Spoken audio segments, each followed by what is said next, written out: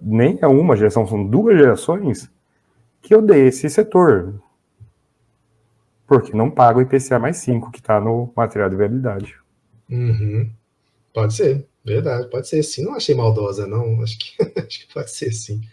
É só a Pode falar. realidade, né? Só a realidade, né? Pessoal, puxar só mais 2 ou 3 perguntinhas, porque a gente já está aí com mais de 1 hora de live, né? Mais de 100 pessoas na live, bacana demais. A Ilda perguntou qual que é o melhor fundo de tijolo, mas eu vou ampliar um pouco mais para a gente não fazer recomendação aqui, né? Para isso a gente ter a nossa carteira. Bassi, setor de tijolo aqui, rapidamente, assim, que vem na sua cabeça, assim, que você está mais gostando? Shopping, logística, laje? Shopping, sim. Logística com baixa vacância histórica, isso é um qualificativo importante. Tem tijolo em preços absurdamente baixos, mas compra de vacância só funciona se você comprar em cima da recuperação. Não adianta você comprar uma vacância que fica vacante 6 anos, ou como aconteceu aqui em São Paulo, não é nem Rio de Janeiro. O imóvel nunca teve um inquilino em 10 anos. Nunca. Tem andares que foram entregues em 2012 que estão no gesso original ainda. Fundo imobiliário listado, negociando. Então, shopping sim, que está num preço até bom ainda, no geral. Escritório com baixa vacância histórica, tem que qualificar. Galpão eu tô preferindo ser credor do que posicionado ultimamente, viu? E... Bom, tem os casos de situação especial, mas situação especial nem adianta discutir, né? É um por um. Acho que esses 2 setores de tijolo estão os mais tranquilos por agora. Joia, interessante. Interessante, tem algumas coisas de logística interessantes também, cara. Mas, enfim. O André que perguntou, essa aqui é clássica também, o pessoal pergunta. Uma gestão ativa de fundo de tijolo, a qual tende a ser corrigida pela inflação. Neste caso, na fase de uso, frutos dos dividendos, é obrigatório mesmo reinvestir parte dos dividendos? Sim, pelo menos 1/4. Que é o seguinte: a floresta não morre. Uma floresta é para sempre. Agora, as árvores, meu amigo, morre, rio leva, cai raio, apodrece porque as árvores do lado estão muito perto. Essa história de que imóvel corrige para a inflação tem um erro de palavra aí. As cidades corrigem pela inflação, não os imóveis. Tem que tomar um cuidado com essa frase aí. Antigamente eu gastava um verbo enorme para explicar isso de termos. Não. Vamos pôr isso no simples. As cidades corrigem pela inflação, não os imóveis. Tem que tomar um cuidado desgraçado com essa frase aí por conta disso. Sim, você tem que reinvestir parte dos dividendos de fundo de tijolo, porque é a carteira bem diversificada de tijolo que acompanha a inflação. Não é um investimento.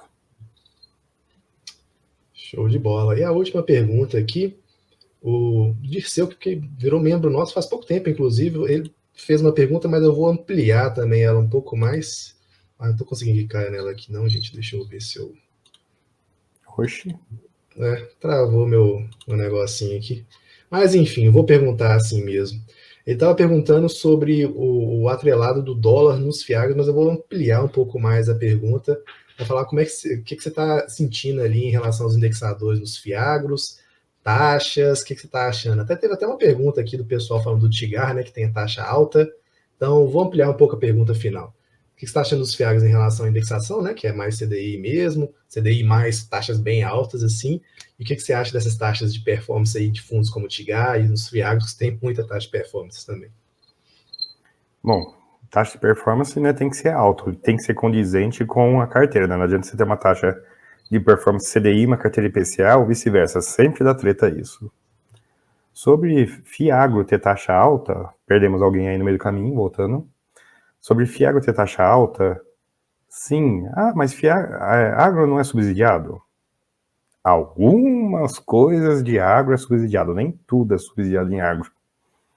E para o produtor, na média dá bom, então eles fazem. Tem produtor que está meio estrangulado, vai fazer também, então essas taxas altas, por que Fiagro é CDI? Porque, pessoal, o produtor, você pode até ver um CNPJ lá, mas geralmente é uma ou duas pessoas que cuidam da fazenda inteira de 20 fazendas. Então, são pessoas físicas, eles entendem CDI, eles não entendem IPCA. Ainda mais um público que gosta de CDI, então, né, CDI numa ponta e CDI na outra ponta. Eu estava acompanhando, eu acho que é o único Fiagro FIDIC que está listado na bolsa, é um Fiagro do Bradesco. Ninguém deve conhecer. É CDI mais 7, CDI mais 8.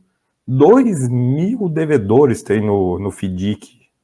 Imagina, 2.200 devedores. E a taxa mais barata lá é CDI mais 6 e lá vai pedrada.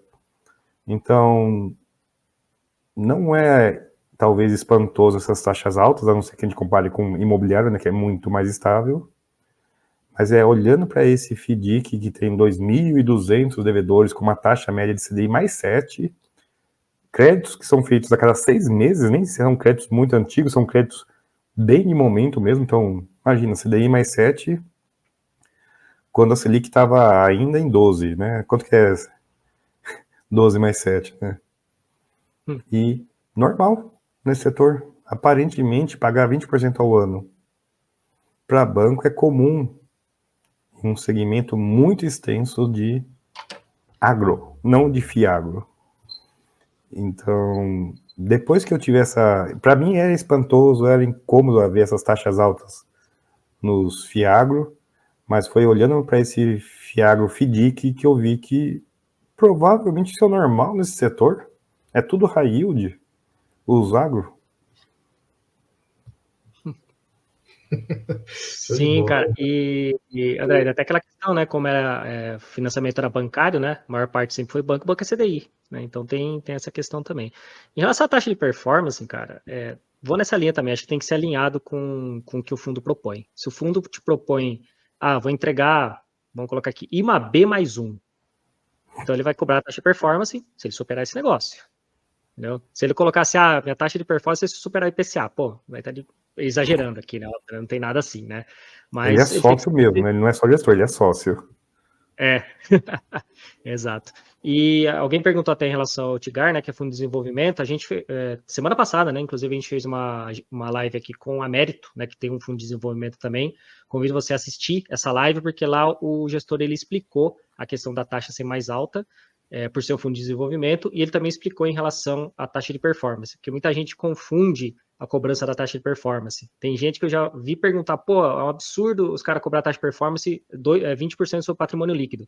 Não é sobre o patrimônio líquido, gente. É sobre aquele passado que ele promete te entregar, tá? Então, esse é o resumo. Assiste a live lá que foi bem interessante. O Alexandre ele deu uma explicação bem legal em relação a tudo isso. E só para vocês terem uma ideia, a Mérito, o fundo é pequeno, eles têm 120 pessoas lá para acompanhar todas as obras. Então, o fundo de desenvolvimento tem muito mais pessoas realmente. É diferente de um fundo ali que ele não precisa ficar acompanhando em loco o tempo todo. E se ele tiver 120 pessoas, é uma gestora gigante que tem fundos gigantes, né? Exato. Lembrando que fundo de desenvolvimento tem o mesmo problema de fundos de papel, viu?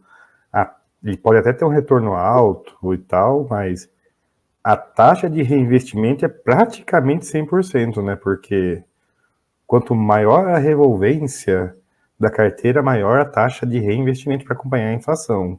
Não adianta ele ter um dividendo alto se ele nunca sai do lugar. E um fundo com alta revolvência, fundos de prazo, os fundos de crédito CRI e os fundos de desenvolvimento permanente, ambos têm o mesmo problema.